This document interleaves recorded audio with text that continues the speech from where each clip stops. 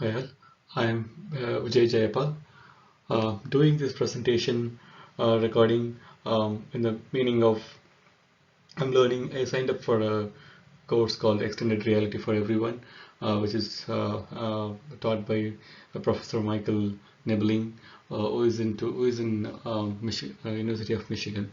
So, and then I'm recollecting the virtual reality lessons from the particular course material. So the professor, Michael Nibling, structured the course very well, and he demonstrated every concepts very intuitively, like not very, not very cut and dry definitions. It's more of very with all the examples and everything. I'm very happy about it. So I'm into the fantasy world. I've used Utopia 360.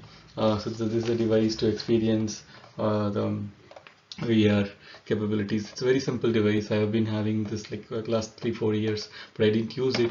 Happy about that. I'm using it by learning the technology.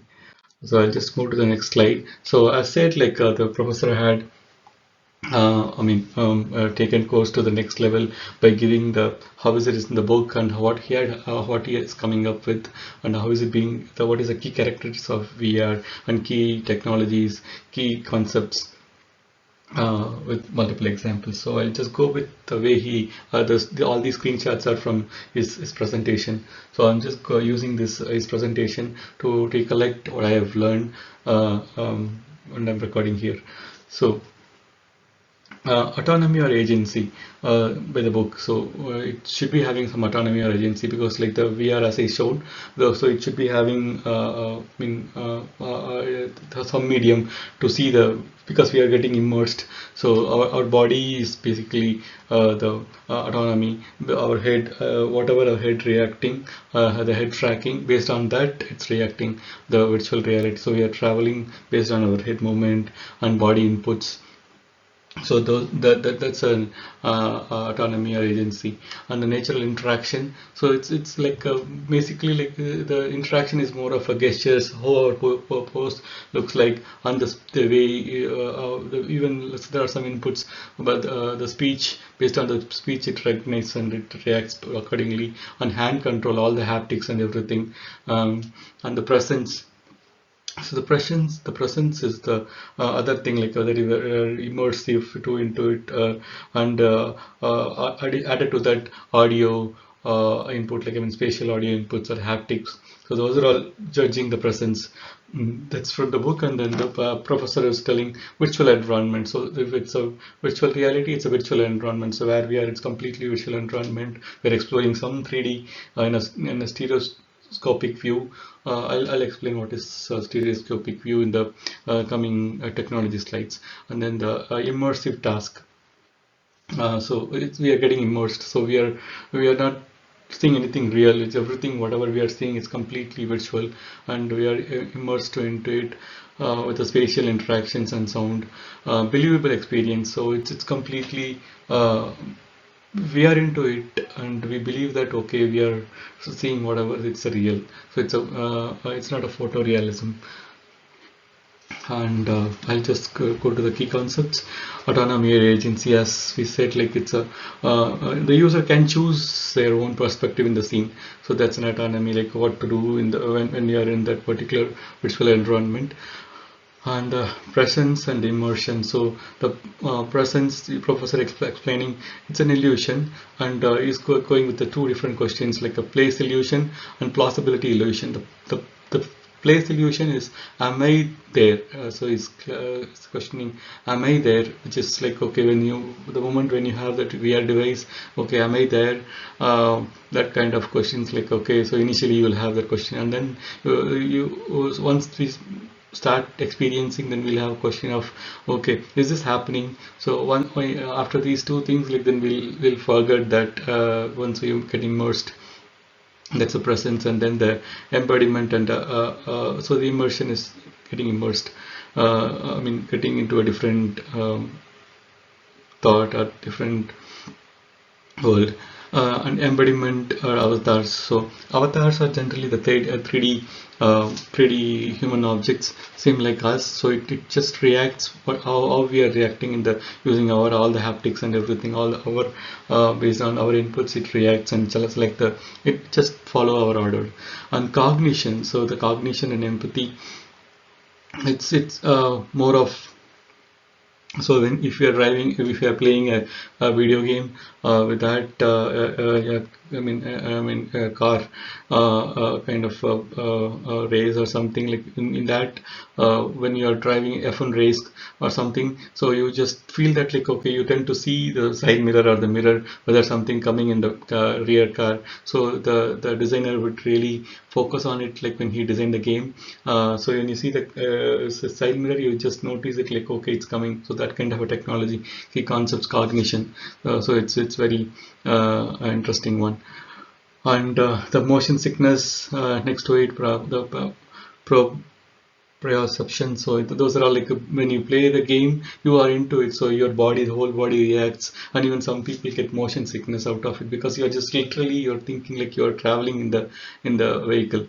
So and the haptics. So I mean all the I mean hand related instruments. We are giving it's an interface basically to the system with the hand we are controlling. And the boundary and redirected walking. So the boundary, so we you I mean so most of the time like when we play around we wouldn't be knowing because we are just covering our eyes. So where we are physically present we wouldn't know what we are doing. And the system also requires some boundary to cooperate with our all the activities. So I mean with the latest equipments, Oculus 2 or something, with that like we could make our own environment, I mean the boundary. So with that boundary, within that boundary it is all the equipments are uh, cooperative.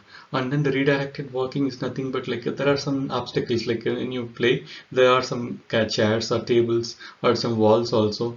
I mean so you can exclude from the boundary. So it's that way like the system understands okay, it redirects you, okay, it's not a place to be here. So and again you can have some exit area also. That's from the key concepts. It's all the key concepts. There are many much more concepts, but professor explained these key concepts. And I'll just come to the VR display when we come covering this one. So the head mounted we have seen like with some example Utopia 360, like it's how it's work. I mean it's and then there are some room sized display also. So the nothing but so we don't need to have anything on our head mounted, but there will be some devices in our body, but it acts basically based on the projector information what we have got. So that's it's called cave. I'll come to that one. So very first, so for the VR technology, it's the very basic requirement is 360 photos or any photos or videos. With that only they are making. And I mean it is based on the stereoscopic display. The stereoscopic is nothing but it displays a different rendering for our eyes, because there is a little shift between our pupils that will create, I mean that will create a depth. I mean if you are keeping two different pictures, it will create a depth based on our pupil, and that will give a depth view for our eyes. So with that we can mean we understand that like there is a 3D object. The same concept used in our 3D when we watch 3D movie, where we have a glass, like there'll be multiple layers with that frequency, high frequency. Yeah, those are all getting collided, and it will give you a depth effect, so that way we think this is a 3D object. So I mean that's a stereoscopic display. That's I'm trying to and the cave is nothing but cave automotive virtual environment, as I said, like inside the display. So you will be completely as here, like the you'll be one of the cube. So I mean the complete room will be acting as like you'll be standing here, and then you'll be seeing I mean an object, entire virtual objects here based on the projected display. That's a cave. And 3 degrees of freedom and 6 degrees of freedom tracking. So this is another technology, I mean, very essential or basic technology. The 3 degrees of freedom, nothing but the pitch. So nothing when your head moving on your x axis, it's a pitch. And then yaw is like nothing but y. The vertically, like if you're when you're shaking your head, like when you're moving the head, it's yaw. And then the roll, it's nothing but z axis. So you're just rotating yourself. That is the yeah. So those are all 3 degrees of freedom. And then additionally, when you go with the 6 degrees of freedom, like I didn't move my body. So when you move your body with this way, that's a z, and this way this is x, and the other way it's y.